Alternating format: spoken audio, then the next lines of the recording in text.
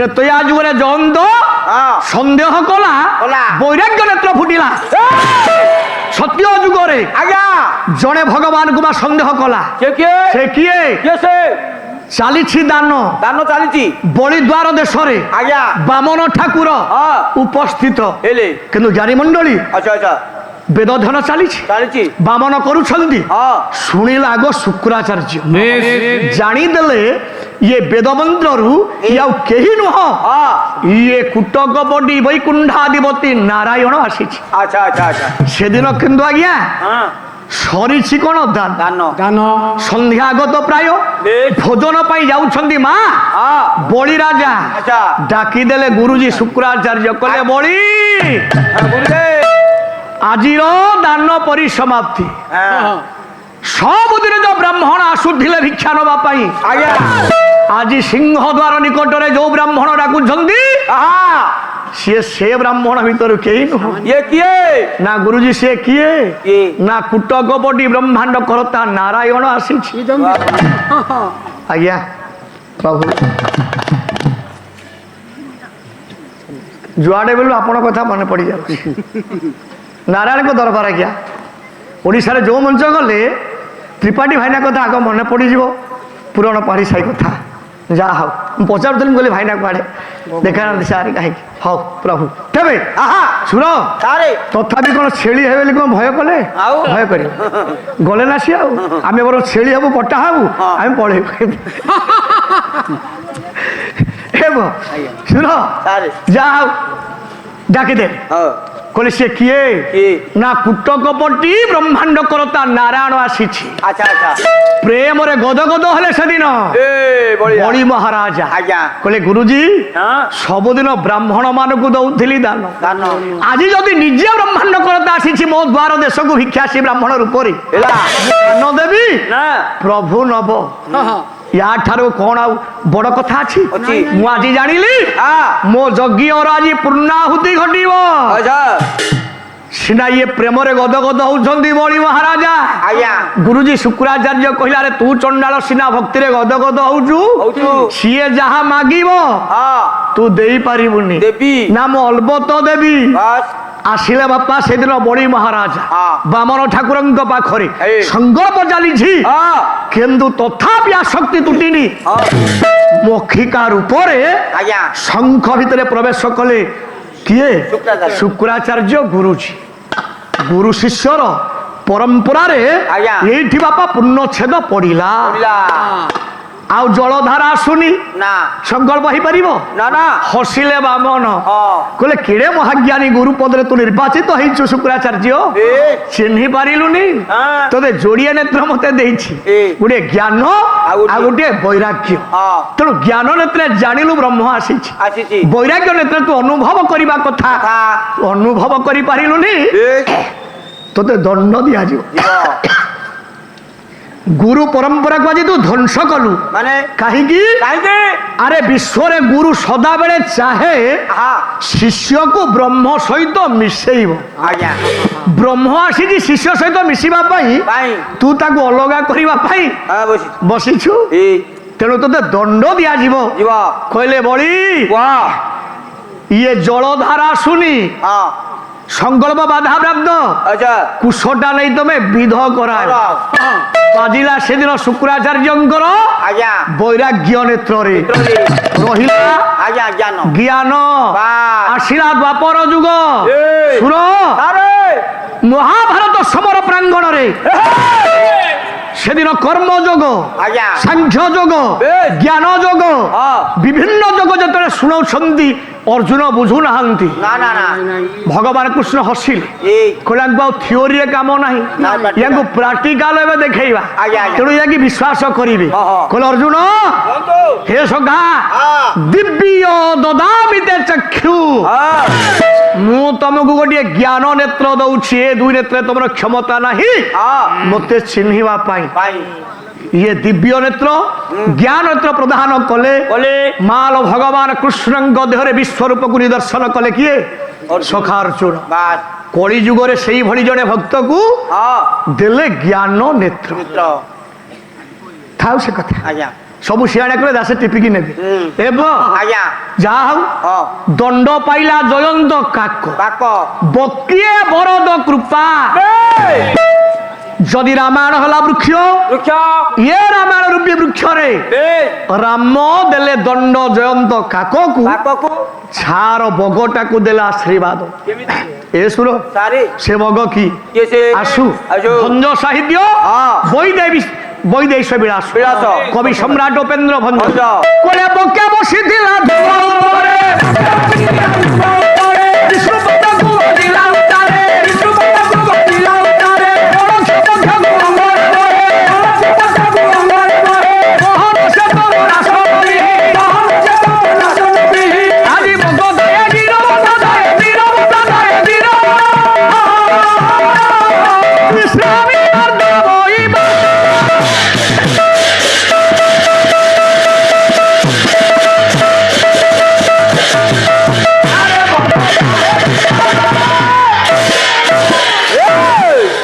ସୀତାମାଙ୍କର ଜ୍ଞାନୀ ମଣ୍ଡଳୀ ହରଣ ଘଟିଛି ଘଟିଛି ରାମ ଅନନ୍ତ ଲକ୍ଷଣ ଚାଲିଛନ୍ତି ହଁ ବୃକ୍ଷଲତାକୁ ପର୍ବତକୁ ପଚାରି ପଚାରି ପଚାରି ପଚାରି ଭଞ୍ଜ କହିଲେ ହଁ ଶୁଣିଲା ଏ କ୍ରନ୍ଦନ ଧ୍ୱନି ଆଜ୍ଞା କିଏ ବଗ ବଗ ବାସ୍ ବସିଛି କୋଉଠି କୋଉଠି ଧ୍ରୁବ ଉପରେ ଆଜ୍ଞା ଭଞ୍ଜ କହିଲେ ଧ୍ରୁବ ଧ୍ରୁବ ପତ୍ର ବିହୀନ ବୃକ୍ଷ ଉପରେ ବସିଛି ବଗ ବଗ ମାଲ ବିଷ୍ଣୁପଦ କହିଲେ ଆକାଶ ବାସ୍ ପକ୍ଷୀର ଧର୍ମ ଆକାଶ ମାର୍ଗରେ ଉଡ଼ିବା ଇଚ୍ଛା ହେଲେ ବୃକ୍ଷ ଉପରେ ବସି ବସିବ ସେଦିନ ପତ୍ର ବିହୀନ ହଁ। ବୃକ୍ଷ ଉପରେ ବଗ ବସିଛି ବସିଛି ସୁର ସାରେ ଶୁଣିଦେଲା ବଗ ବଗ ଯୋଉ ନାରୀଟାକୁ ଦକ୍ଷିଣ ଦିଗକୁ ରାବଣ ନଉଛି ଆଚ୍ଛା ଇଏ ଯୋଉ କାନ୍ତି ଗୁଣ ଗାରିମା ହଁ ବର୍ଣ୍ଣନା କରି ଚାଲିଛନ୍ତି ଏ ଦୁଇ ଜଣ ଜଟାଧାରୀ ହଁ ସେ ନାରୀ ପାଖରେ ମୁଁ ସବୁ ଅବଲୋକନ କରିଛି ଦେଖିଛି କାଳେ ସେ ନାରୀ ଏମାନଙ୍କର ହେଇଥାଏ ହେଇଥାଏ କହିଲା ହେ ସୁନ୍ଦରମୟ ପୁରୁଷ ଆହା ଯୋଉ ନାରୀର ରୂପକାନ୍ତି ଗୁଣ ବାସ୍ କୀର୍ତ୍ତନ କରି ଚାଲିଛ ସେଇଭଳି ଜଣେ ଅନିଦ୍ୟ ସୁନ୍ଦରୀ ନାରୀ କି ନବାର ହଁ ବିମାନରେ ବସାଇ ରାବଣ ଦକ୍ଷିଣ ଦିଗକୁ ମୁଁ ଦେଖିଛି ଦେଖିଛି ରାମ ମା ସ୍ତମ୍ଭୀଭୂତ ହେଇଗଲେ ଆହା କହିଲେ ବଗ ୱାଓ ମତେ ଏତିକି କଥା କହ ହଁ ନାରୀଟା ଗଲା ବେଳେ ରାବଣ ବିମାନରେ ବସି ହଁ ଆନନ୍ଦରେ ଯାଉଥିଲା ଆହା ନା ଦୁଃଖରେ ଯାଉଥିଲା ଯାଉଥିଲା ବଗ ଉତ୍ତର ଦେଲା ଦେଲା ସେଇ ଭଞ୍ଜ ସାହିତ୍ୟ ହଉ ଆସୁପ ଛାନ୍ଦ ଆସୁ। କି ନାହିଁ ହଁ ବିଶ୍ୱ ପ୍ରସୂନ ଇନ୍ଦୁ ନୀତି ଦେଖେ ଲକ୍ଷ ପ୍ରସର ନଥିଲା ମୁଖେ। ଶହେ ନୟନ ଜଳେ ଦା। ବୋଲନ୍ତେ ମେନଉଦ ଘରେ ଅଗଦା। ଆଦେ ବଡ଼ ଉଡ଼ାସେ ବଡ଼ ଉଡ଼ାସେ। ଧରି ଯାଉଛେ ଧରି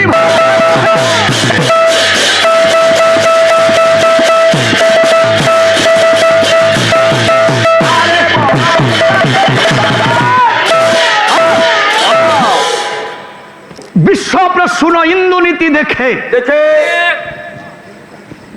বিশ্ব প্রসূন କହୁନାହାନ୍ତି প্রস্ফুটিত ପଦ୍ମ পদম ବାସ୍ ইন্দু ହଁ ପୂର୍ଣ୍ଣମୀ ଚନ୍ଦ୍ର ଚନ୍ଦ୍ର ବଗ କହୁଛି ହେ ସୁନ୍ଦରମୟ ପୁରୁଷ ବାସ୍ ମୁଁ ନୀତି ଦେଖେ ନୀତି ଦେଖେ ସଦାବେଳେ କଣ ମା ପୂର୍ଣ୍ଣମୀ ଚନ୍ଦ୍ର ଆକାଶରେ ଅଛି ନାଇଁ ତ ମାସକେ ଥରେ ଅରେ ସଦାବେଳେ କଣ ପୋଖରୀରେ ପଦ୍ମ ଫୁଲ ଫୁଟୁଛି ନା ଋତୁ ଅନୁଯାୟୀ ବାସ୍ ତାହେଲେ ଏଠି ଭଞ୍ଜ ସାହିତ୍ୟ ହଁ। ବଗ କହୁଛି ହୁଁ। ମୁଁ ନୀତି ଦେଖେ ଦେଖେ କାରଣ କଣ ହର୍ଷେଇକାର ନୀତି ହେଲେ ଭୁଲ ହେଇଯିବ ଆଜ୍ଞା ଦୀର୍ଘଇକାର ନୀତି ନେଲେ ନିୟମ ଅନୁଯାୟୀ ଆଜ୍ଞା ଯେତେବେଳେ ଆକାଶରେ ପୂର୍ଣ୍ଣମୀ ଚନ୍ଦ୍ର ଆସିଛି ମୁଁ ଦେଖିଛି ମୁଁ ଦେଖିଛି ବାସ୍ ପୁଷ୍କରେ ପଦ୍ମ ଫୁଲ ଫୁଟିଛି ମୁଁ ଦେଖିଛି ମୁଁ ଦେଖିଛି ବେଶ କିନ୍ତୁ କିନ୍ତୁ ବିଲକ୍ଷ ପ୍ରସନ୍ନ ନଥିଲା ମୁଖେ ମୁଖେ ଯୋଉ ନାରୀଟା ଯାଉଥିଲା ବିମାନରେ ବସି ବସି ଲୋତକ ଧାର ଧାର ବହି ଚାଲିଥିଲା ଚାଲିଥିଲା କାନ୍ଦି କାନ୍ଦି ଯାଉଥିଲା ଏ ମୁଖଟା ମଳିନତା ଦେଖା ଯାଉଥିଲା ଆହା କିନ୍ତୁ ହେ ସୁନ୍ଦରମୟ ପୁରୁଷ ଆଚ୍ଛା ଏ ମଳିନତା ମୁଖର ଆଭା ମୁଁ ଯାହା ପରିଲକ୍ଷିତ କରିଛି ଏ ଏ ପୂର୍ଣ୍ଣମୀ ଚନ୍ଦ୍ରର ଆଭା হ্যাঁ ପ୍ରସ୍ଫୁଟିତ ପଦ୍ମର ଆଭା ମଧ୍ୟ ସେ ମଳିନତା ମୁଖର ଆଭା ସହିତ এ সমান ସମାନ ହେଇପାରିବନି। নাই নাই নাই ଗଲାବେଳେ ସେ ନାରୀ ହାରାମ କହି କହି যাଉଥିଲା ଚାଲିଥିଲା। বাস ଏତିକି ବେଳେ ରାମ କହିଲେ ବଗ କୁହ ବିପତ୍ତି ସମୟରେ କଥା ପଦେ ତୁ ମତେ ଦେଇଛୁ, ଏ ମୁଁ ତତେ କିଛି ଦେବି, ତୋ ମାଗେ। ମାଗେ ଏଠି ବଗ କହିଲା ଆପଣ ତ୍ରିବାର ସତ୍ୟ କରନ୍ତୁ। ଏ କାହିଁକି? କାହିଁକି ବଗ ଜାଣିଛି ରଘୁବଂଶର ପରମ୍ପରା ଅଛି। ଅଛି କୋଲା ରଘୁକୁଲ ରୀତି ସଦା ଚଳିଆଏ। রাম জয় রাম জয় জয় ଆଜି ରଘୁକୁଲ ରୀତି ସଦା ଚଳିଆଏ। রাম জয় রাম জয় জয় রাম ও প্রাণ যাই অরভজন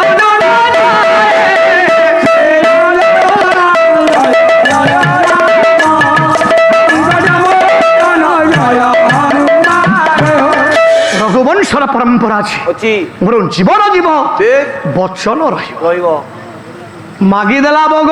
ଆହା ଆପଣ ତ୍ରିବାର ସତ୍ୟ କଲେ, ବେଶ ମୁଁ ମାଗୁଛି ଆହା ବିନା କର୍ମରେ ବସିଥିବା ଅବସ୍ଥାରେ ହଁ ବର୍ଷାରେ ମୁଁ ଆହାର ପାଇବି, ପାଇବି କର୍ମ କରିବି। କର୍ମ ହବନି ଆଉ ହବ ଆଜ୍ଞା? କାହିଁକି ହବନି କେଡେ ବଡ କଥା ମାଗିଲା ବଗ। ଆଜ୍ଞା ତଥାପି ରାମ ରଘୁନାଥ କହିଲେ ବଗ କୁହ ବଂଶର ପରମ୍ପରା ମର୍ଯ୍ୟାଦା ଅଛି, ଏ ମୁଁ କଥା ଦେଇଛି ମାନେ ରହିବ ଯେ ହଁ ବର୍ଷକ 12 ମାସ ଭିତରୁ ଆହା 4 ମାସ ତୁ ରହିବୁ ତୁ ବସାରେ। ବସାରେ ତୋ ପତ୍ନୀ ବଗୁଲି ତୋ ପାଇଁ ଖାଦ୍ୟ ନେଇ ତୋତେ ବସାରେ ଦବ। ଆଇ ବଗ ପତ୍ନୀ ବଗୁଲି ଆଣି ଖାଦ୍ୟ ଦବ ହଁ ଆଜ୍ଞା ବଗ ସ୍ତ୍ରୀ ଯୋଉ ଖାଦ୍ୟଟା ଆଣିବ ହଁ କୋଉଥିରେ ଆଣିବ କହୁନା ତା ଥଣ୍ଟରେ ଯଦି ଥଣ୍ଟରେ ଖାଦ୍ୟ ଆଣିବ ହଁ। ସେ ଖାଦ୍ୟଟା ଶଙ୍କୁଡ଼ି ହବ ନିଶ୍ଚିତ। ସ୍ତ୍ରୀ ଅଇଁଠା ସ୍ୱାମୀ କଣ ଖାଇବ କହୁନାହାନ୍ତି ଠିକ ଆଚ୍ଛା ତୁ ତୋ ସ୍ତ୍ରୀ ଏଇଟାକୁ ଖାଇନୁ? ଜମା ଖାଏନି খাইছ କେତେବେଳେ আরে যাত্রারে চাট খাইছ ତୁ ଦେଖିଥିବୁ ବୋଧେ ଆଉ দেখিনি ଶୁଣ ଦେବୁ ଆଉ ହଁ।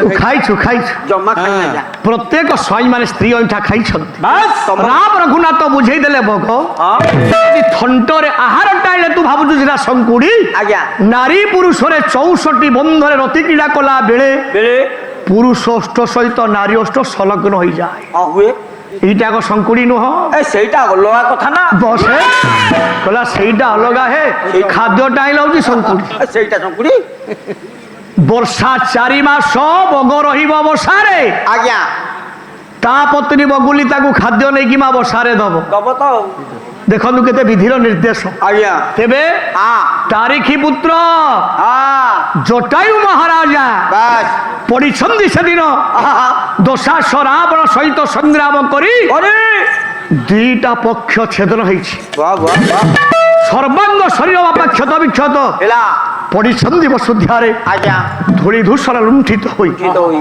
କେବଳ ହାରାମ ହାରାମ ଡାକୁଛନ୍ତି। ଡାକୁଛନ୍ତି କର୍ଣ୍ଣ ଘରେ ବାଜିଲା, ବଜିଲା ରାମ ଡାକିଦେଲେ ଅନନ୍ତ ଲକ୍ଷ୍ମଣ ଆଇ ଶୁଣ ଶୁଣ। କୁହ କୁହ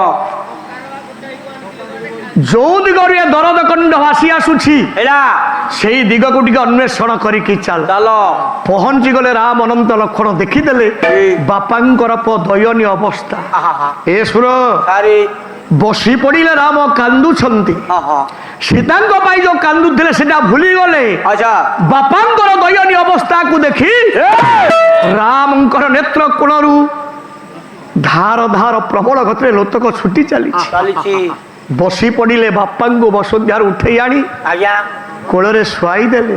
ଏ କହିଲେ ଆଜି ମୋ ବାପାଙ୍କ ପାଇଁ ଚନ୍ଦନ କାଠର ଖଟ ଦରକାର ନାହିଁ, ନା ନା ନା ଶାଳ କାଠ ଖଟ ଦରକାର ନାହିଁ। ନା ମୋ ବାପାଙ୍କ ପାଇଁ ଆଜି ଶେଷ ନିଶ୍ୱାସରେ ପବିତ୍ର ଖଟ ହଉଛି ପୁଅର କୋଳ। ଜାନୁ ବା କୋଳ। ବାସ୍ ଆଣିଲେ ଟାଣିକି ଶୁଆଇ ଦେଲେ।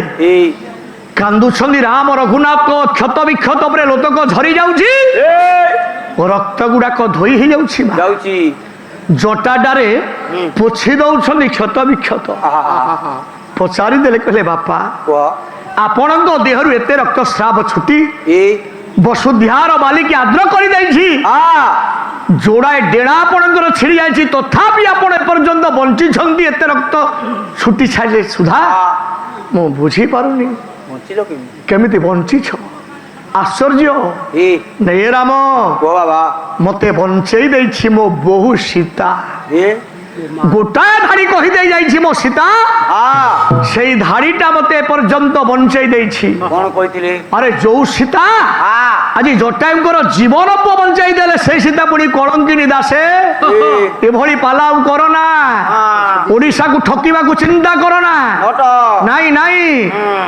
ଅସୁବିଧାରେ ପଡିବ ଏ ଯିଏ ସୀତାଙ୍କୁ ଅସଧି କହିଛି ତା ଘରେ ତା ପୁଅ ବୋହୁ ତା ବାପାଙ୍କୁ ପଚାରି ନାହାନ୍ତି ଠିକ ତ ଭିନ୍ନେ କରି ଦେଇଛନ୍ତି ଆଉ ଆଉ ଅନୁଭବ ଆଜ୍ଞା ଏ ସତ କଥା କହିକି ପାଲା କର ଆଉ ମିଛ କଥାରେ ପାଲା କର ନା ନା ନାଇଁ ଶେଷ ଜୀବନଟା ଭାରି ଅସୁବିଧା ହବ ହେଇଛି ଅଙ୍ଗେଲି ବା ଅନୁଭବ କଥା ଆମେ ଦେଖୁଛୁ ଆଜ୍ଞା ଆଜ୍ଞା ପୁଅ ବୋହୁ ପଚାରୁ ନାହାନ୍ତି ଏକୁଟିଆ ରୋଷେଇ କରିକି ଉଡ଼ା ଖାଉଛନ୍ତି ଆଉଛନ୍ତି ଆଜ୍ଞା ଯିଏ ସୀତାଙ୍କୁ ଅସଧି କହିଛି ହଁ ତା ନୁହଁ ଏ ସତୀନାର କେମିତି ଧାଡିଏ କଥା ବେଶ ଜଟାକୁ ଏପର୍ଯ୍ୟନ୍ତ ବଞ୍ଚାଇ ଦେଇଛି ଏ ଭାବ ସୃଷ୍ଟି କରେ ଲୋକଙ୍କ ହୃଦୟରେ ଆଜ୍ଞା ଲୋକଙ୍କର ନେଗେଟିଭ କଥା କହିକି ଭ୍ରଷ୍ଟ କରନା ନା ତାର ଉତ୍ତର ମୁଁ କହିବି ଏ କିନ୍ତୁ ତା ଉଚିତ ନୁହଁ ନା କେବେ ନୁହଁ ବେଶ ଯୋଉଥିରେ ଲୋକଙ୍କର ଭାବଧାରା ଆସିବ ବାସ୍। ଭକ୍ତି ଆସିବ ହଁ। ତାକୁ ଯଦି ତମେ ଅସଧି କରିବ ଅମର୍ଯ୍ୟାଦା ପୁରୁଷ କରିବ ଲୋକ ଆଉ ରାମ ପୂଜା କରିବେ ନା ଆଜ୍ଞା ପୂଜା କରିବ ଏଠି କାହିଁ ପୂଜା ଚାଲିଛି ନା ଆପଣ କାହିଁ ପୂଜା କରିକି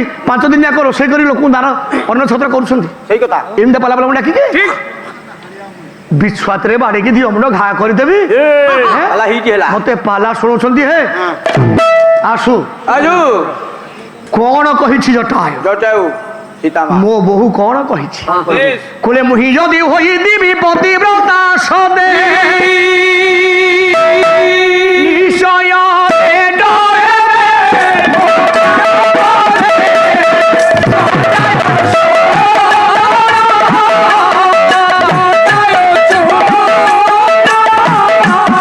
ତାଙ୍କରେ ଗୋଡ଼େ ଦିଶେ ତାଙ୍କରି ଗୋଡ଼େ ଦିଶେ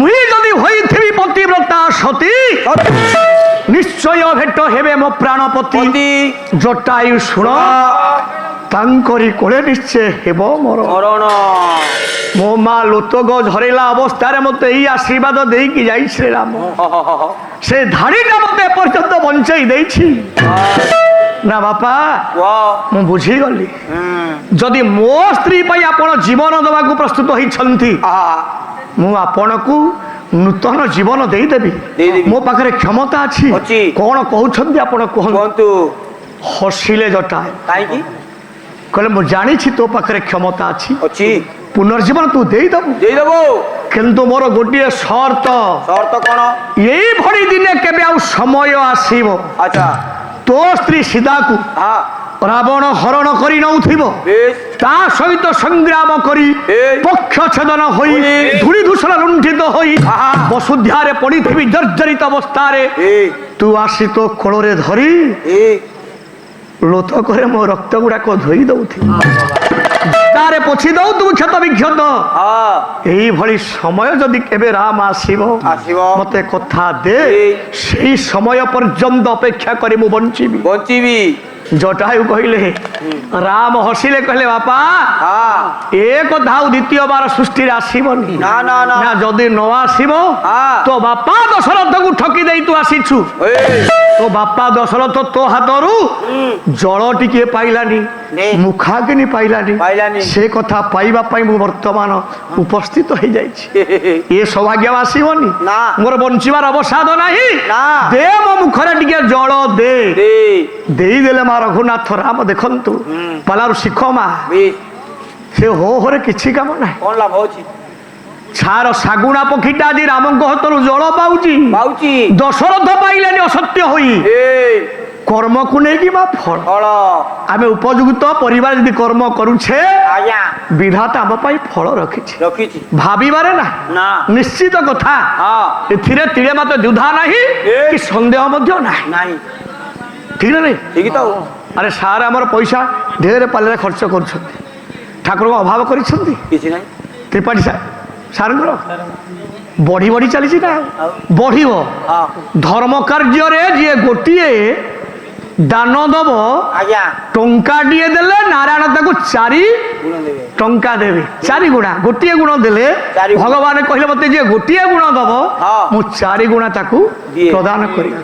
ଏଇଟା ନିଶ୍ଚିତ କଥା। ବାସ୍ ତେଣୁ ଆଜି ପାଇଗଲେ ଜଳ, ଠିକ ପିଣ୍ଡରୁ ପ୍ରାଣଟା ଛୁଟିଗଲା, ଗଲା ନେତ୍ର ପଟଳ ବନ୍ଦ ହେଇଗଲା, ହା, ହା, ହା। ପଲକ ପଡିଗଲା। ଠିକ ଯାହା ହଉ ବାପା, ହଁ। କୁଆଡେ ଗଲା ଇଏ ପିଣ୍ଡରୁ ପ୍ରାଣ? ରାଧାନାଥ ରାଧାନାଥ ହେଇଯାଉ। ପୁଅ ହଁ କଣ କରିବା ପାଲା? ଭାଇ ଅଶ୍ୱମେଧ ଯଜ୍ଞ ଆଜ୍ଞା ବସାଣ ହେଲା, ସିଆଡେ ଯାଇକି ପାଇଲେଣି ପାଣ୍ଡବ କୁନ୍ତିଙ୍କର 5 ପୁଅ କେମିତି, ସହଦେବ ନକୁଳ କାହା ପୁଅ? କାହା ପୁଅ? ରାମାୟଣରେ କୋଉଠି ସାରେ କଥା ଅଛି? ତମେ ତ ବସାଣ କଲ ରାମାୟଣ ଅଶ୍ୱମେଧ ଯଜ୍ଞ ମୁଁ କରିବି, ପୁଣି ସୁବର୍ଣ୍ଣ ସୀତାକୁ ରଖିକି ଆହୁତି ଚାଲିଛି। କୌଶଲ୍ୟା ମା କହୁଛନ୍ତି ରାମ ବୋଉ ହୁଳହୁଳି ନଦେଲେ ମଙ୍ଗର ହବନି, ଆମ ମଙ୍ଗର ହବନି। ପାଲା ଶୁଣି ନାହାନ୍ତି, ବହି ଦେଖି ନାହାନ୍ତି ଆଜ୍ଞା। ଯଜ୍ଞ ହେଇଛି ଅଶ୍ୱମେଧ ଯଜ୍ଞ, ଶୁଣ ଗୋସାଇ, ଭୁଲ ବାଟରେ ପାଲା କରନା। ଆଉ ଲୋକ ଶିକ୍ଷିତ ହେଲେଣି, ଲୋକ ବହି ପଢିଲେଣି। ଜଣେ ପାଲାବାଲାଙ୍କ ଘରେ ଯେତିକି ବହି ନାହିଁ, ଗାଁ ଗହଳିରେ ବାବୁମାନଙ୍କ ଘରେ ଲକ୍ଷ ଲକ୍ଷ ଟଙ୍କା ବହି ଆଗେ ରଖିଛନ୍ତି ଶ୍ରଦ୍ଧାରେ ପଢିବା ପାଇଁ। ସାର୍ ଆମେ କିଛି ନୁହଁ। ତେବେ ଯେତେବେଳେ ନିମନ୍ତ୍ରଣ ପତ୍ରଟା ଯାଇକି ବାଲ୍ମୀକି ପାଖରେ ପହଞ୍ଚିଲା, ରାମ କରୁଛନ୍ତି ଅଶ୍ୱମେଧ ଯଜ୍ଞ, ଲବକୁଶକୁ ସେ କହିଲେ, କହିଲେ ବାପା ଅଯୋଧ୍ୟାର ରାଜା କରୁଛନ୍ତି ଅଶ୍ୱମେଧ ଯଜ୍ଞ, ରାମଚନ୍ଦ୍ର ନିମନ୍ତ୍ରଣ ଆମେ ଯିବା। କାରଣ ସେ ପଢେଇଛନ୍ତି ରାମଙ୍କର କାହାଣୀ, ସେ ପଢିବେ କିଏ? ନବକୁଶ ଆସି କୋଉଠି? ଅଯୋଧ୍ୟାରେ ଧରିକି ଆସୁଛନ୍ତି। ଇଏ ମାଙ୍କ ପାଖରେ ପହଞ୍ଚିଛନ୍ତି। ମା ବାବାଙ୍କ ସାଥିରେ ଆମେ ଯିବୁ ଅଯୋଧ୍ୟା କଟକ, ରାମ ବୋଲି ଜଣେ ରାଜା କିଏ କରୁଛନ୍ତି ଅଶ୍ୱମେଧ ଯଜ୍ଞ, ଆମେ ଯିବୁ। ସେଇଠି କାନ୍ଦି ପକେଇଛନ୍ତି ସୀତା, ସନ୍ଦେହ କଲେ। କାହିଁକି? ଯଜ୍ଞ କାର୍ଯ୍ୟ ହେଲେ ଜଣେ ଲୋକର ଯଦି ସ୍ତ୍ରୀ ମରି ଯାଇଛି, ସେ ଶୁଭ କାର୍ଯ୍ୟରେ ଆଜ୍ଞା ବସି ପାରିବ ନାହିଁ। ସ୍ୱାମୀ ଥିଲେ, ସ୍ତ୍ରୀ ଥିଲେ ଯାଇକି ସେ ଶୁଭ କାର୍ଯ୍ୟରେ ବସିବ। କୋରେ ସଧର ମିଳିବି ନା ଧର୍ମ ପାଳିବାନି,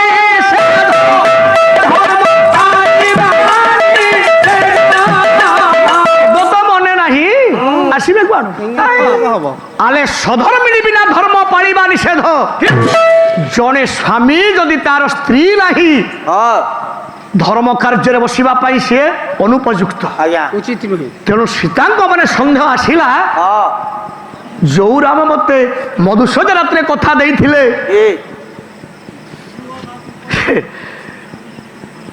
ଆଉ ତମେ ବ୍ୟତୀତ ଦ୍ୱିତୀୟ ପତ୍ନୀ ମୁଁ ଗ୍ରହଣ କରିବିନି, ଏକ ପତ୍ନୀ ବ୍ରତ ମୁଁ ଅବଲମ୍ବନ କରିବି। ତାହେଲେ ଆଉ କଣ ଦ୍ୱିତୀୟ ପତ୍ନୀ ବିବାହ କରିଛନ୍ତି କି? ନହେଲେ ତ ଶୁଭ କାର୍ଯ୍ୟରେ ଆମ ବସି ପାରିବେନି। କାନ୍ଦୁଛନ୍ତି, ଖଣ୍ଡେ ଚିଠି ଲେଖିଛନ୍ତି ସେଇଦିନ, ପିଲାଙ୍କ ହାତରେ ଦେଇଛନ୍ତି, ପଣ୍ଡିତ ପାଲା ଶୁଣ, ପୁରାଣ ଜ୍ଞାନ ତମର ନାହିଁ, ଇଟି ମିଟି ଚିଟ୍ କରି ପାଲା କରନା, ପାଲା ନଷ୍ଟ କରୁଛ ତମେ କେତେ ଜଣ, ପାଲା ଗତିକି ତୁମେ ଆସିନ, ଖାଲି ସ୍ୱର ଥିଲେ ହୋ ହେଲେ କାମ ନାହିଁ। କାବ୍ୟ ନାଟକ ହୁଅନ୍ତା, ଯିଏ ଯୋଉଠୁ ଛାଡ଼ନ୍ତା ପାଲା ହନ୍ତା, ଆମେ ଜାଣନ୍ତୁ ତମେ ଶିଖିଛ। କାଲି ରଘୁବଂଶ ଆମେ କରୁଛୁ, ତମେ ଆଜି କରୁଛ ଆଜି ରାମାୟଣ ସମୀକ୍ଷା, ଅସତୀ ସୀତା, କୁମାର ସମ କରିଥାନ୍ତ, ଭାର ବି କରିଥାନ୍ତ, ରଘୁବଂଶ ମାଘ କରିଥାନ୍ତ, ଭାର ବି କରିଥାନ୍ତ, ନୈଷଧ କରିଥାନ୍ତ, ଅଧାରେ ଛାଡ଼ି ଦେଇଥାନ୍ତ, ମହାପାତ୍ର ଏଇଠୁ ଟିକେ ହବ। ଯଦି ମହାପାତ୍ର ନ ନେଇଥାନ୍ତେ ତାହେଲେ ଜାଣିଥାନ୍ତ କିଛି ଶିଖି ନାହାନ୍ତି। ମୋ ଗୁରୁ ପ୍ରହଲ୍ଲାଦ ସାହୁ ସାବଧାନ କରିଦଉଛି, ମୋ ଗୁରୁ ପ୍ରହଲ୍ଲାଦ ସାହୁ 6ଟା ଯାକ କାବ୍ୟ ଯିଏ ଯୋଉଠୁ ଛାଡ଼ିବ କେବଳ ମହାପାତ୍ର ନେବ, ଆଉ ସେ ହୋତା ସାରେ ନେବେ। ଯାହାକୁ ଟେକିଛନ୍ତି ଓଡ଼ିଶାରେ କୌଣସି ଗାୟକ ଆଉ ଯୋଉ ଯୁବଗୋଷ୍ଠୀ ଗାୟକ କେହି ନେଇପାରିବେନି। ମୁଁ କହୁଛି ଇଏ ଟାଣ କରୁଛନ୍ତି କଣ? ତମେ ତ ହୋତା ସାଥେ ଲାଗିଲନି, କାହିଁ କିଛି ତ ଶିଖିନ? କାବ୍ୟ ନାଟକ କିଛି ଶିଖିଛ? ଜଣେ ଲୋକ ସେ ନବ, ତାକୁ ଏଇମାନେ ଆଜ୍ଞା ଧ୍ୱଂସ କରିଦେଲେ ମଦ ପିଆଇକି। ମୁଁ ଆଜି କହୁଛି ମୋରି ଭଳିଆ ଗାୟକ ଯଦି ଓଡ଼ିଶାରେ କେହି ତା ସହିତ ପାଲା କରିନଥାନ୍ତେ, ସନାତନ ଦାସ, ଗଗନ ମହାପାତ୍ର, ସଚି ଦାସ, ଶିଶିର ପାଢ଼ୀ, ଓଡ଼ିଶା ଜାଣୁ ଏ କଥା, ସିଏ ଆପେ ଆପେ ମଦ ଛାଡ଼ି ଦେଇଥାନ୍ତା। ଇଏ ତାକୁ ପଇସା ଦିଅନ୍ତି ମଦ ପିଇବାକୁ। ଓଡ଼ିଶା ଚ୍ୟାନେଲ ଦେଖୁ କାଟିବନି ଭାଇ କଥା। ମୁଁ ବର ପାଲା ବନ୍ଦ କରିଦେବି, ସତ କଥା କହୁଛି ଆଜି। ଏମାନେ 6-7 ଜଣ ଗାୟକ ଯଦି ତା ସାଥିରେ ପାଲା କରିନଥାନ୍ତେ, ଭାଇନା ଯୋଉଦିନ ତେ ମଦ ଛାଡ଼ିବ ତମ ସାଥିରେ ଆମେ ପାଲା ଗାଇବୁ, ଅଟୋମେଟିକ୍ ସେ ଛାଡ଼ି ଦେଇଥାନ୍ତେ କି ନା ଭାଇ କହ। ବାଟକୁ ଲୋକଟା ପଳେଇ ଆସିଥାନ୍ତା। ଏ ପୁରା ପଇସା ଦେଉଛନ୍ତି ତାକୁ। ଜଣେ ଭଲ ବଳିଷ୍ଠ ଗାୟକକୁ ଆମେ ଧ୍ୱଂସ କରିଦେଲେ ହାତ ଗୋଡ଼ ତାଙ୍କର ଏବେ କାମ କରୁନି। କ'ଣ ଲାଭ ଅଛି? ଗୋଟେ ଲୋକକୁ ବାଟକୁ ଆଣିପାରିଲ? ତମେ ଖାଲି ଆଡ଼େ ହେଇଯାଇଥାନ୍ତ, ସେ ଆପେ ଆପେ ଛାଡ଼ି ଦେଇଥାନ୍ତେ ନିଶା। ନାଇଁ ନାଇଁ ଏମାନେ ମୋ ସାଥିରେ ପାଲା କରୁନାହାନ୍ତି ମାନେ ମୁଁ ଛାଡ଼ିଦେବି ସବୁ। ଯୋଉଠୁ ଯିଏ ଛାଡ଼ୁ ନବ ସେ ନା। ଆଉ ଆମଠୁ 10 ବର୍ଷ ସାନ କିନ୍ତୁ ସବୁ ଶିଖିଛି ଲୋକଟା, କିନ୍ତୁ କ'ଣ ହବ? ଏଇମାନେ ତାକୁ ନଷ୍ଟ କରିଦେଲେ। ଏ ପୁରା ପଇସା ଦେଲେ 500 ଟଙ୍କା ତାକୁ ପିଇବା ପାଇଁ। ସେଠି ଜଣେ ହଉଥିଲା ପାଲା ଚଉପଡ଼ା, ଯେ ଜଣେ ପିଆକି ତାକୁ ନଷ୍ଟ କଲେ, ଚାଲିଲା ଗାଡ଼ି। କ'ଣ ହବ? 24 ଘଣ୍ଟା ତାକୁ ଦେବେ ଖାଲି ମହଲ। ଭଲ ଗାୟକ ଜଣେ କିନ୍ତୁ ତାକୁ 24 ଘଣ୍ଟା ପିଆଇଲେ ଲାଗିକି। ଯେମିତି କୃଷ୍ଣ ଭଗବାନ କହିଲେ ମୁଁ ରାଜା ହେବି, ବଳରାମକୁ କାଦମ୍ବରୀ ପିଆଇକି ଶୁଆଇଲେ, ଏ ସେଇ ନ୍ୟାୟ ହେଇଛି ଆଜ୍ଞା। ନହେଲେ ହୋତା ଭାଇନା ଆମର ବଢ଼ିଆ ଲୋକ, ସବୁ ଶିଖିଛି। ମୁଁ କହିଲି ହେଲା, ମୁଁ ଯଦି ନ କରିବି ଏମାନେ ଯଦି ରହିଯିବେ, ଲୋକଟା ହେଲେ ବାଟକୁ ପଳେଇ ଆସିବ। ଓଡ଼ିଶାର ଜଣେ ଦିଗ୍ଦନ୍ତୀ ଗାୟକ ବଞ୍ଚିଯାଉ କିଛି ଦିନ, ଏମାନେ କେହି କଲେନି। ଦେଖିବା ଏବେ ମଧ୍ୟ ସମୟ ଅଛି, ଏମାନେ ଟିକେ ପାଲା ନଗାନ୍ତୁ, ଛାଡ଼ିଦେବ ସେ ଲୋକଟା। ଇଏ ଛାଡ଼ିବେନି, ଇଏ ତାକୁ ପଇସା ଦେଉଛନ୍ତି ତମେ ପିଅ, କିନ୍ତୁ ସେ ଲୋକଟା ମରିଗଲେ ଆମେ ସେ ରକମ ଲୀଳା ଚାଲିଛି ଭାଇ। ହଉ ତେବେ କାଟିବନି ଏ କଥା। ଓଡ଼ିଶା ଚାଲୁ, ନ୍ୟାୟ ହଉ। ମହାପାତ୍ର କାହାକୁ ଡରିନି, ବାଡ଼େଇକି ହାଡ଼ ଗୋଡ଼ ଭାଙ୍ଗିଦେବେ ଲୋକଙ୍କର। ସତ କହିବାକୁ ପଛେଇବିନି, ମୋର ପାଲା ବନ୍ଦ କରିଦେବି। ଆସୁପ ଠିକ। ଆପଣମାନଙ୍କୁ ଆମ କାର୍ଯ୍ୟକ୍ରମଟି କେମିତି ଲାଗିଲା? ଆଶା କରୁଛି ନିଶ୍ଚିନ୍ତ ଭାବେ ଭଲ ଲାଗିଥିବ। ଆହୁରି ନୂଆ ନୂଆ କାର୍ଯ୍ୟକ୍ରମ ଦେଖିବା ପାଇଁ ଆପଣମାନେ ଆମ ଚ୍ୟାନେଲକୁ ଲାଇକ୍ ଆଉ ସେୟାର କରନ୍ତୁ। ଆଜ୍ଞା ହଁ, ସବସ୍କ୍ରାଇବ୍ କରିବା ପାଇଁ ଭୁଲିବେ ନାହିଁ। ରହୁଛି, ନମସ୍କାର।